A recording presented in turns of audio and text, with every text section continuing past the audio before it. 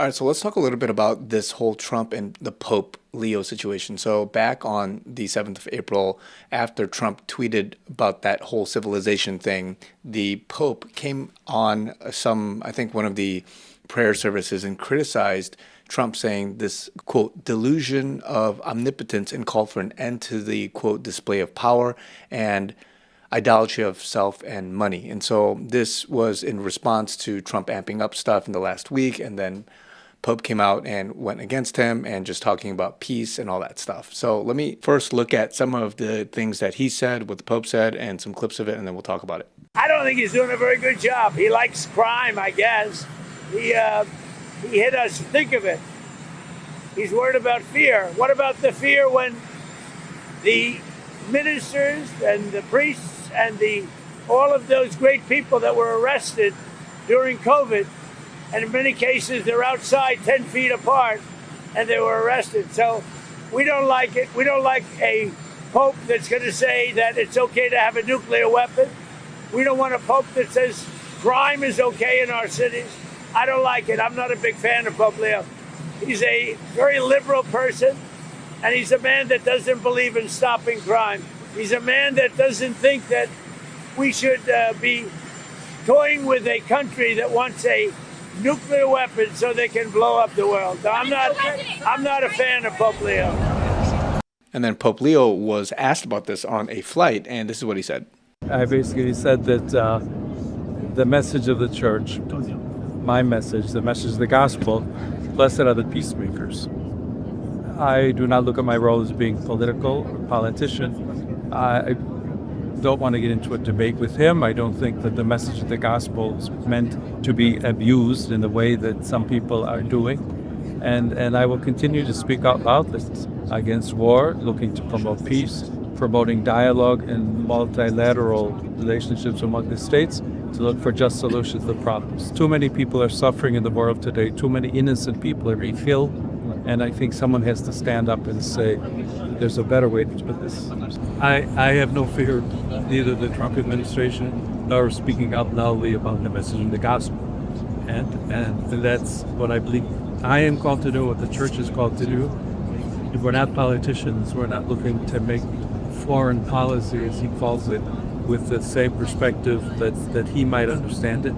But I do believe that the message of the gospel, blessed are the peacemakers, is a message that the world needs to hear today. And this is what Trump had to say on Truth Social. He said, Pope Leo is weak on crime and terrible for foreign policy. He talks about fear of the Trump administration, but doesn't mention the fear that the Catholic Church and all of the other Christian organizations had during COVID, when they were arresting priests, ministers, and everybody else for holding church services, even when going outside and being 10 and even 20 feet apart. I like his brother Louis much better than I like him, because Louis is all MAGA, he gets it, and Leo doesn't. I don't want a pope who thinks it's okay for Iran to have a nuclear weapon. I don't want a pope who thinks it's terrible that America attacked Venezuela, a country that was sending massive amounts of drugs into the United States, and even worse, emptying their prisons, including murderers, drug dealers, and killers into our country. I don't want a pope who criticizes the president of the United States because I'm doing exactly what I was elected in a landslide to do, setting record low numbers in crime and creating the greatest stock market in history. Leo should be thankful because, as everyone knows,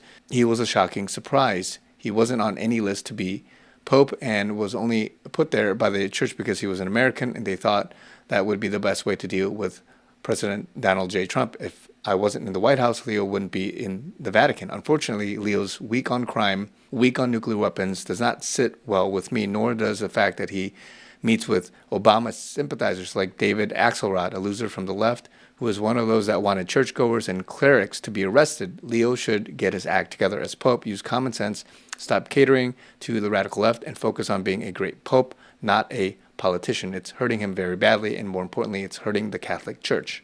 So one of the biggest things you've got to understand is that if you're a believer, or if you are a conservative, or whatever your moral values are, the first and biggest thing you got to have is to have an anchor in Christ, and you got to have an anchor in the Word. And so if you have an anchor in that, then you would have morals, you have a radar to understand interpreting the times and understanding Christ, who Christ is, who God is, and what he wants, and all that stuff. And so one of the things that is very common that people misinterpret is that Jesus came as a lamb and will come back as a lion. So in Revelation, it talks about how Jesus will be on a white horse. He's going to have this sword coming from out of his mouth. He's going to be basically judging the whole earth, and he's going to be actually causing death to people. And some of that stuff is kind of looked over, and people have this pigeonholed idea of who Christ is. And I'm not here to say that, oh, you got to be killing and doing all these different things.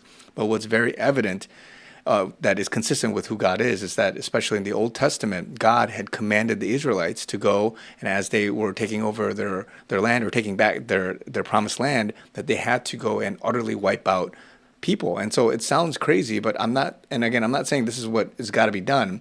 But in order to have a certain viewpoint on who a leader is, especially a political leader who's in some sense overseeing the greatest nation on earth and trying to have checks and balances against crime, against nations that have nuclear ambitions or this and that, then there's a hard line you got to have, and that role is being played in that way. And so the Pope also has a different role in that, yes, it's going to look bad if he comes out and talks about violence, but he also has his lane where he's probably doing certain things. And this is another bigger, in some sense, upgrade of discernment. But if you're a believer and you know who the triune God is, and you would know what the Catholic Church is, history and all the different stuff and some of the theology, and that not being in alignment with Scripture. And that doesn't mean that there aren't believers and there aren't people going to heaven from the Catholic Church.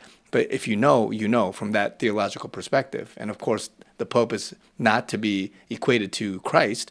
But if you do a deeper dive on just some of the history and all that stuff, that's something that's not good. And so he's doing and saying certain things that sounds good and, kumbaya and all that stuff. But you got to have, in some sense, a stance on what sin is. You got to have a stance on what it differentiates certain roles in the kingdom and the body of Christ, and also what needs to be said at a certain time and what hypocrisy is, especially when you're using certain things. And as Trump has mentioned, that they were criticizing people that were holding services during that time of COVID. And I've said this before when I was posting during COVID, is that it's going to look like the angel of light. It's going to look like it's good to shut down worship and not sing, put a mask on, and be 6 feet apart and have virtual service. They're going to make it sound good to not do certain things like go to church and have service for the sake of fighting, a disease or a virus for humanity. And so some of that stuff, again, I don't want to get too much into that, but there's a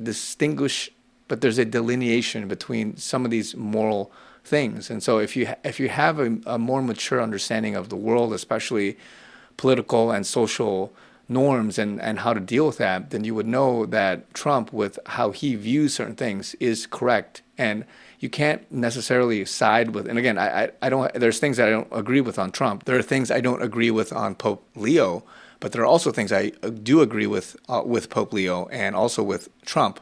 But to have this catch-all view to say, oh, just because he's a pope, I need to side with him. Oh, just because he's Trump, I have to side with him. You got to understand the different moral issues at play. And right now, when I look at what Trump has said and what Pope Leo has said, Trump is in the right for a lot of these things. You cannot be weak on crime. You can't have nations that have nefarious means for nuclear ambitions and not have that spoken against or have that be in check in some sense. And then you can't have all these things where you're perpetuating liberal or left ideologies. And especially recently when he went to Africa, he visited certain mosques. He didn't visit Nigerian churches and the persecution and talk about those things, but he went to do certain things holding hands, kumbaya, with other religions of the world. And so, again, just my 2 cents here, but there's a lot that can be said, but you got to understand the issue at play, and you can't look at somebody individually and with a certain bias and lens and then write them off completely or support them completely. So just want to give you guys